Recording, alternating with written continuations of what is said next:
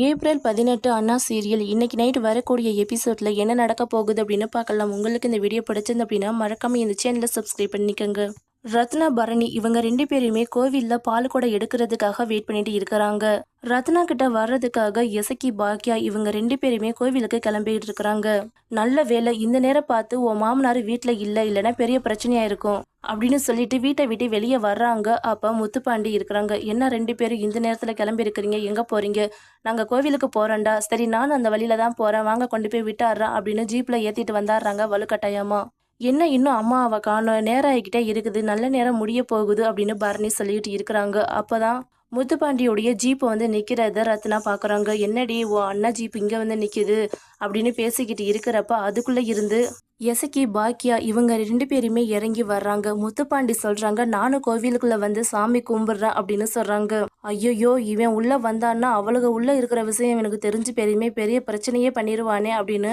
எதுக்குடா பாண்டி, நீ உள்ள வரணும்னா சூவை கழட்டணும், சாக்ஸை கழட்டணும், வெறுங்காலோட கோவிலுக்குள்ள வந்து சாமி கும்பிடணும், அப்புறம் வெளியே வந்து சூவெல்லாம் மாட்டணும், ரொம்ப கஷ்டம், நீ கிளம்பி போடா அப்படின்னு சொல்லிடுறாங்க. சரி நான் கிளம்புறேன், இது எனக்கு பெருசாதான் தெரியுது, நீங்க உள்ள போங்க அப்படின்னு சொல்லிட்டு வெளியே நின்றுட்டு இருக்கிறாங்க. அப்பதான் கனி பால் பாக்கெட்டை வாங்கிட்டு வந்துட்டு இருக்கிறாங்க.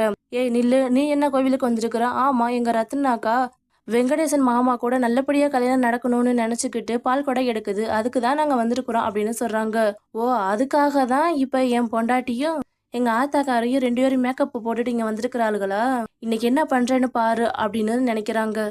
உடனே ரவுடிக்கு ஃபோன் பண்ணி ஆசிட்டை எடுத்துட்டு வர சொல்றாங்க. அதே மாதிரி அந்த ரவுடியும் எடுத்துட்டு வந்துடுறாங்க. டேய் இந்த ஆசிட்டு மூஞ்சில பட்டா ஃபுல்லாமே வந்து வெந்து போயிருந்தானே அப்படின்னு கேட்குறாங்க. சார் ரொம்ப பவர்ஃபுல் சார் அப்படின்னு சொல்றாங்க. அதுக்கப்புறமா பால் பாக்கெட்டு எல்லாத்தையுமே பானையில கலந்து வச்சுட்டு சாமி கும்பிட்றதுக்காக அங்க இருந்து எல்லாருமே போயிடுறாங்க.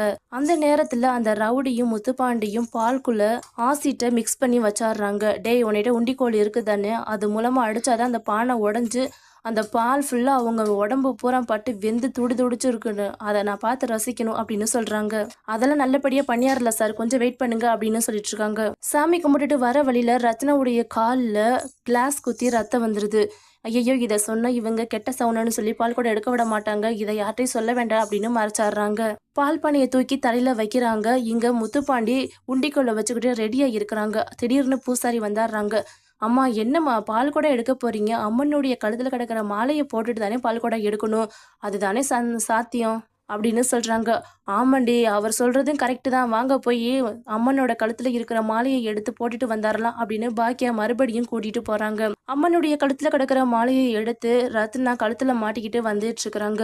நாங்க கொஞ்சம் விளக்கு ஏத்திட்டு வந்தாடுறோம் அப்படின்னு சொல்றாங்க. சரி நீங்க ஏத்திட்டு வாங்க, சின்ன பசங்க வந்தாங்கன்னா அங்க இருக்கிற பால் பானையை தட்டி விட்டுருவாங்க, நாங்க போய் இருக்கிறோம் அப்படின்னு பாக்கியா எசக்கி இவங்க 2 பேருமே பால் பானை கிட்ட போறாங்க. இந்த பக்கம் ரத்னா தலையில பால் குடத்தை வச்ச உடனே உண்டிக்கோலெல்லாம் அடிக்கணும் அப்படின்னு வெயிட் பண்ணிட்டு இருக்கிறாங்க. அந்த உண்டிக்கோலை சின்ன பசங்க வந்து விளையாடிக்கிட்டு அந்த உண்டிக்கோலை எடுத்துட்டு போயிடுறாங்க.